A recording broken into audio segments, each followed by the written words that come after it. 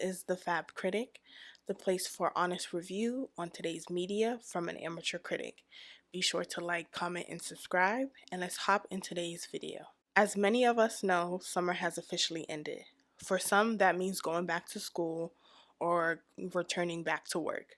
There has been talk on social media about this summer being uneventful and going by quickly. However, this summer has been very beneficial for me, as this is the first summer in a while where I actually been outside since moving to Seattle.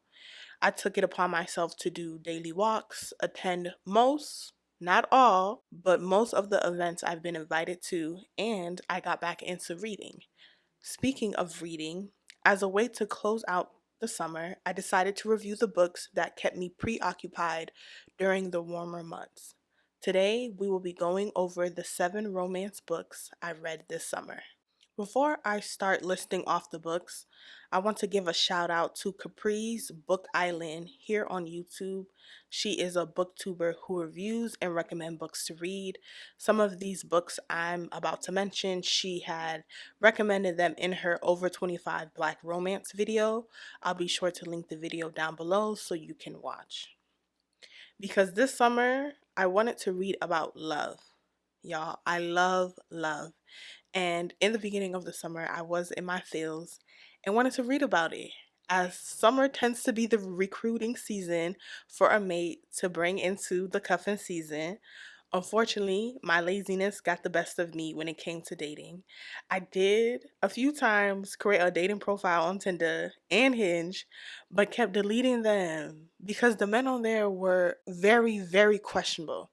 And if you ever downloaded those apps, you know exactly what I mean. Plus, I'm childish and have commitment issues. I feel like relationships and dating, all of that, that's for adults. And despite what my license may say, ma'am, I'm still a child. Nonetheless, I still wanted to read about love, in particular Black love. And I wanted it to be healthy and pure, no toxicness whatsoever. I think as Black people, we are so used to seeing toxic behavior being defined as love when in fact it's not. As a Black woman, it's hard to feel like we are loved when so much BS is thrown our way. To unlearn this, positive representation is needed.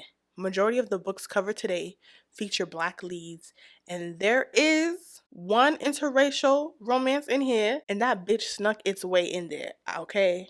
It snuck in there. However, I did give it a pass because there is a Black woman as the leading lady. So I was like, all right, you can stay. I'll be starting from my least favorite to my favorites. That way it helps you when making a decision on whether to buy. Now let's get into the books. First up is my least favorite, which is Make a Scene by Mimi Grace. Right off the back, the book has a nice cover. It confirms that the characters are Black. Like Issa said, I'm rooting for everyone Black. However, that's the only good thing I could really say about this book. The story and the characters seem very unbelievable. And if I cannot visualize the story or the characters, then why should I read it?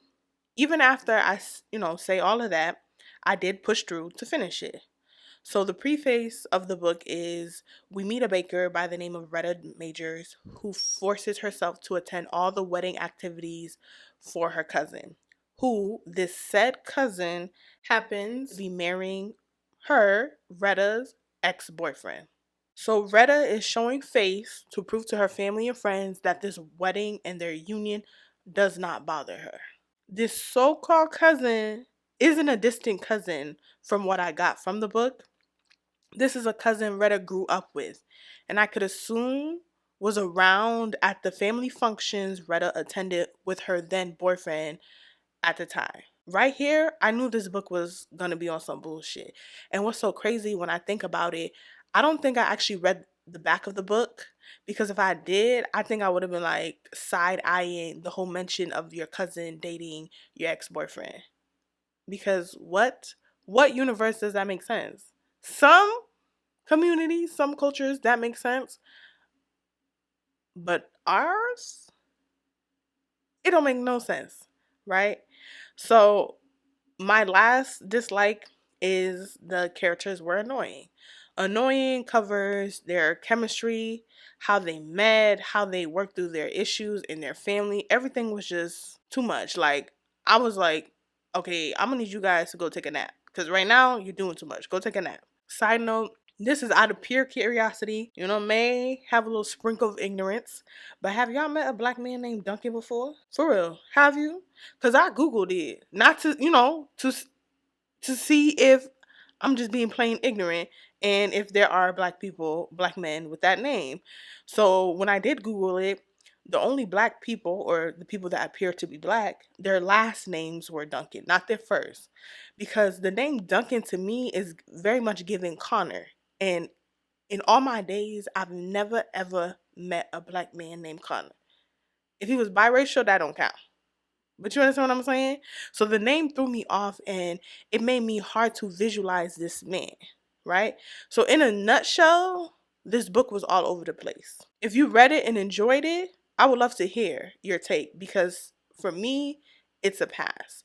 However, I don't recommend that you spend your own coins for this book, but if you could get it through your local library just to read to see if you like it and then purchase it in the end, I would recommend you do that because I don't want you to feel like you got cheated out your coins, sis, by reading this book. But yeah, that is Make a Scene by Mimi Grace. Next, we have Sweet Hand by N.G. Peltier.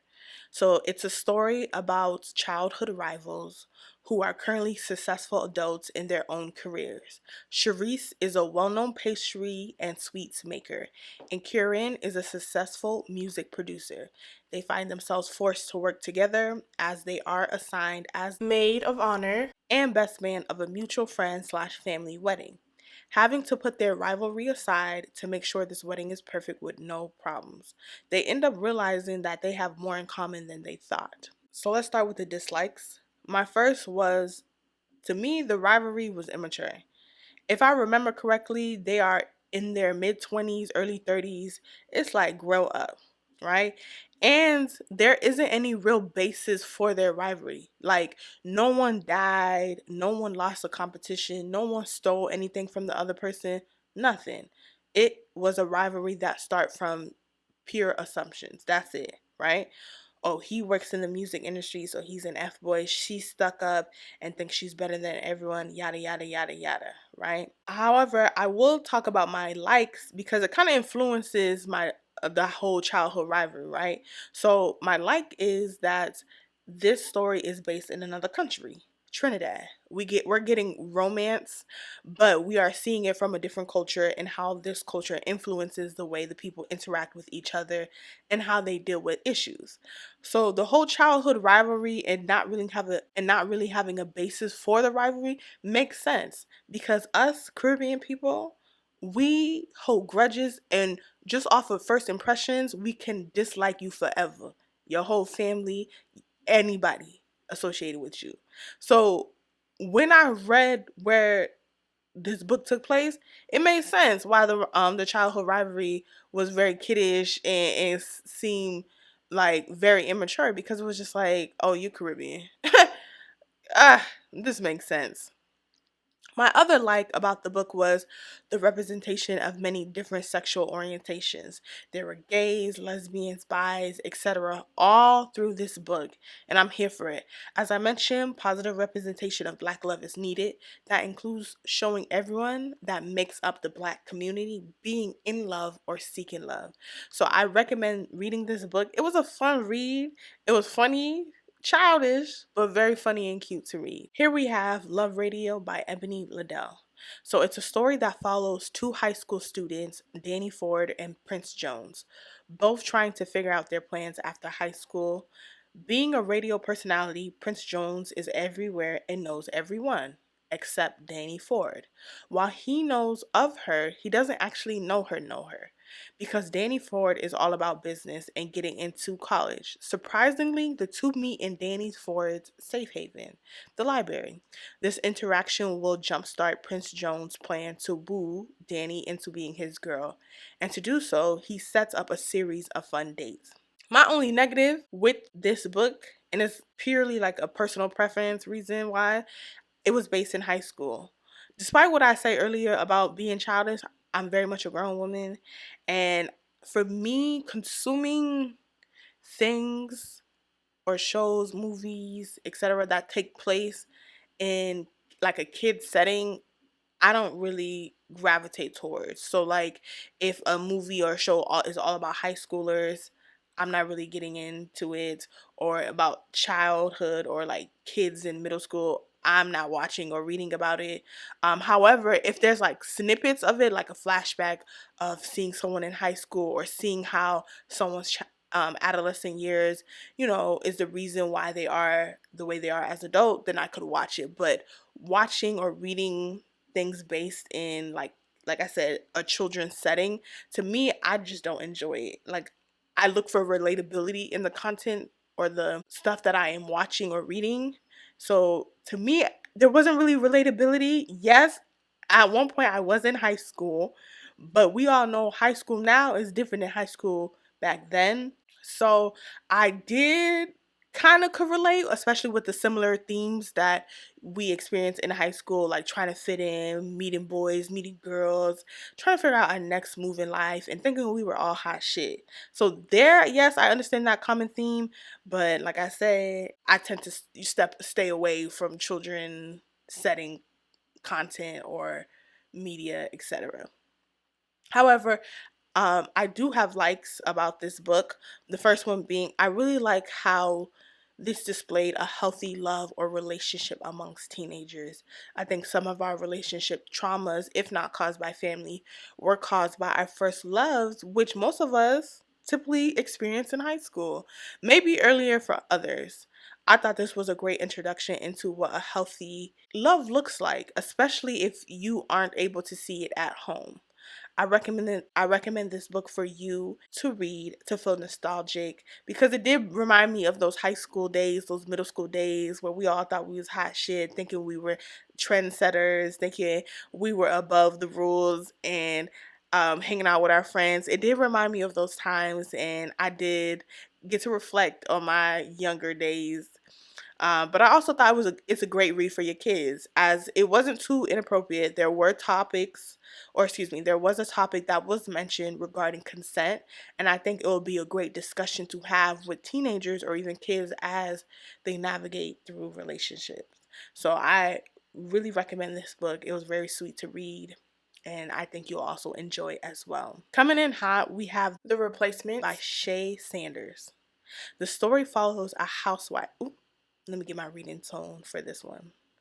The story follows a housewife that is getting a divorce from her wealthy husband. Knowing that she will need to fend on her own to maintain her luxurious lifestyle, she decides to get a job. However, she hasn't had a job in years, so she had to pull some strings, which leads her to becoming the assistant to CEO Taurus Jackson, a grumpy, smart mouth, arrogant man. Not giving up, Savannah continues to try to get on Taurus's good side. A major deal is pending, and Savannah steps up and shows Taurus what an asset she'll be, not only in the office, but in his life. Spicy. The sex scenes are amazing in this book. I don't think I mentioned the sex scenes in the other books. Every book on this list has steamy sex scenes except Love Radio. That was PG-13. Out of all the sex scenes I read, this book had the best. Point blank, periods. With that being said, the actual storyline was terrible. You know what I'm saying? It was terrible. If you were to remove the sex scenes and leave the other part of the story, I would pass on the book. Definitely pass on the book. And I would tell you to do the same. However, I recommend this book solely and only for the sex scenes. And that's it. Next, we have The Neighbor Favor by Christina Forrest. It's a story that follows Lily Green and Nick Brown. Lily is a 20-something-year-old that feels as if she's behind in life and constantly tries to prove herself to her family. Nick is an aspiring writer who has potential, but his past convinces him otherwise and lead him to think negatively about his work. This work is a book he released years ago that also happens to be one of Lily's favorite books. Lily liked this book so much she decided to reach out to the author, whose name isn't Nick Brown, but an alias Nick goes by. Through email conversations, the two realize they have a lot in common until Lily gets ghosted. Hurt by this, Lily tries to move on. However, another dilemma appears before her, and that's who will be her date to her sister's wedding. Pause. What's this whole finding a date to someone's wedding? Is it a big deal? Like, what's wrong going single? I ask this as someone who's only attended one wedding in her life, and I was a teenager when it occurred. Like the way these characters be stressing and the crazy things they be signing themselves up for to not appear single at so and so's wedding is ridiculous. Girl, go single, because when you do, you may find somebody better at the wedding. Girl, make yourself available. Anywho, I don't really have any dislikes for this book. They're mostly likes. The first, I really like how relatable Lily character is. Like Lily, I'm in my mid 20s, so I definitely could feel what she's going through. Trying to figure out your life while not trying to be a disappointment, having somewhat of an ideal, but not knowing how to get there. It was nice and reassuring to see I'm not the only one going through it. My second like was Nick's character. I really love how the author chose to show a different version of a black man. I think the media only portrays one type of black man, as stoic, as in not showing my feelings, I'm tough, yada yada, just one dimensional. Where we have Nick, who is a black man that is actively aware of his traumas and is trying to figure out how to deal with them. I think it was beneficial to show a black man like this because it gives us a peek in Nick's mind and his world. And I feel like as women or partners that will be dating like someone like Nick, it kind of gives us a manual or almost like an outline of the man we will be dealing with. So I really did like that. I recommend this book. Shit, it had me believing if Lily could be stressed in front of me, so can I. After reading the book, it did make me giddy inside, and I like that. Some may say Lily's character is annoying, etc. But bitch, if you was stressed, you too would be annoying too. Annoying as fuck. Next, we have Soul Feud by Juniper Jackson. Okay, so this is the interracial relationship one I told y'all about. So if you want to skip over this one, so be it. But I did find this book on Amazon. It was under my recommendations, and I decided to give it a read because I saw the story took place in Seattle, which I currently live in. I'm still adjusting to Seattle, especially being that I'm an East Coast girly through and through.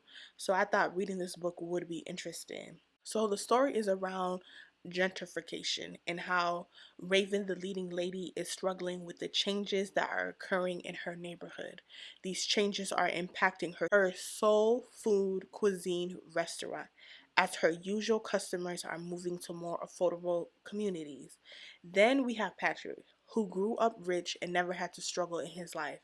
After realizing who his father truly is, decided to break away from his family and the CEO role his father promised, all to pursue his dream in an industry he had no experience in: food. Opening his new restaurant next to Raven's barely surviving restaurant, the two go on a journey of trying to beat the odds as well as being in denial regarding their true feelings. My only dislike or negative about this book was Raven was annoying as fuck, okay? There were scenes I'm like, babe, you doing too much. Like, relax. There's a scene where she's trying to prove a point, but it just made her even more annoying. So throughout the book, there's moments you like her, and there's moments you're like, girl, go sit down. My likes. I really like how the author painted Seattle. Like, after reading the book and feeling the pride and emotions Raven and Juniper, the author, had when talking about Seattle, it made me want to give Seattle a chance. There were places that were talked about, annual events that took place, and I'm like, dang, I didn't know about that, and I've lived here for 3 years. The city sounded vibrant and beautiful in their eyes, and I wanted to see that for myself. So, for my Seattle Black girly transplants, I definitely think you should read this book. If you're single too, read this book. And if you're not, read this book. Just read it. The chemistry between Raven and Patrick was well written. I love how they could be assholes or witty to each other, almost like they've known each other for years, but still, you know, have that level of respect for each other. A love that lets the other one knows they care. Mind you, they're from different sides of the pond, but their chemistry is irrefutable. And as the reader, you could feel it when you're reading it. My third like is Mr. Patrick. Patrick was just nasty. But a little nasty don't hurt nobody. Just a little nasty don't hurt nobody. Right? The story does allude or talk about, I guess, a rumor that most of us have heard regarding white men and their, I guess, what is it? Like their love for giving head. That's all I'm going to say about it. Read the book and tell me what you think about it. Last but not least, drum roll please.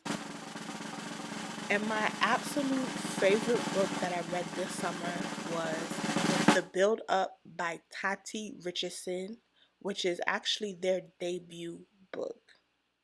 So the story follows Ari and Porter. Ari is a new hire at the architectural firm that senior architect Porter works at. Both are assigned to work on a major project that can increase the firm's reputation and clientele. It also could lead to a big promotion. Both have their eyes on the prize and work to deliver the best design to the client. Despite being adamant on their don't date your coworker policy, it becomes extremely difficult when their chemistry is undeniable. My only negative, and this is a personal preference negative, the book was small. You know what I'm saying? Like, I typically don't read small books. Like, I like when they're pretty medium to large, but the book is a little small. It's on small print. So, my girlies that got eye problems, make sure you got your glasses when you read it. But that's, like I said, a personal preference negative. Um, my likes. I really like how the characters have a different occupation than what we're so used to reading. You understand? It's showing black people can and will be taking up space. It was a nice break from the main characters being writers, musicians, editors, bakers. You know, the common occupations, no offense, authors like to resort to when writing stories, right? So I really love that. They were talking about stuff I didn't know nothing about, but it sounded interesting. Next, we have Ari. Ari is a woman who is jaded by love, and she gets introduced to a fine. The way they describe Porter, he sounds fine for fine, fine, fine, fine for fine, fine, fine, fine for fine, fine, fine. She gets introduced to a fine man that is serious about her. He doesn't play in her face, play any games, nor have her acting a fool. Only a fool for that. Through the beautiful writing of this book, you can see it and almost feel the love and chemistry between the two characters. You know, and no lie, it has you kind of envious and kind of jealous. Like, damn, I should have went to school for architect. Because if I did, I would have went to the firm before Ari got there and snatched up a fine, good man like Porter. Right? But all we as the, readers could do is hope we all could meet a man like Porter. Uh, since this is Tati's first or her debut book, I think Tati did a great job. Tati wrote down. She put her pen in this bitch. She wrote down. The story flowed beautifully. I didn't get bored. I didn't stop. Like, I think I read the book in maybe 2 days. That's how interesting. That's how I couldn't put the book down. That's how great it was. So if you guys can go over to her Amazon bookstore or wherever you can purchase and go buy it. I'm telling you, it won't miss. I didn't see any of the other girlies on here talking about that book or this book. So I'm putting out there, go read and run Tati's numbers up so she could write a love story about you and me and us finding love. Because it's unfair how she out here writing for Ari the way she did. She need to write for us, all right? So we can keep the love alive. Those are all the books I read this summer. Let me know your thoughts on the ones you read or are interested in reading. Make sure to like and subscribe, and I'll catch you in the next one. Bye.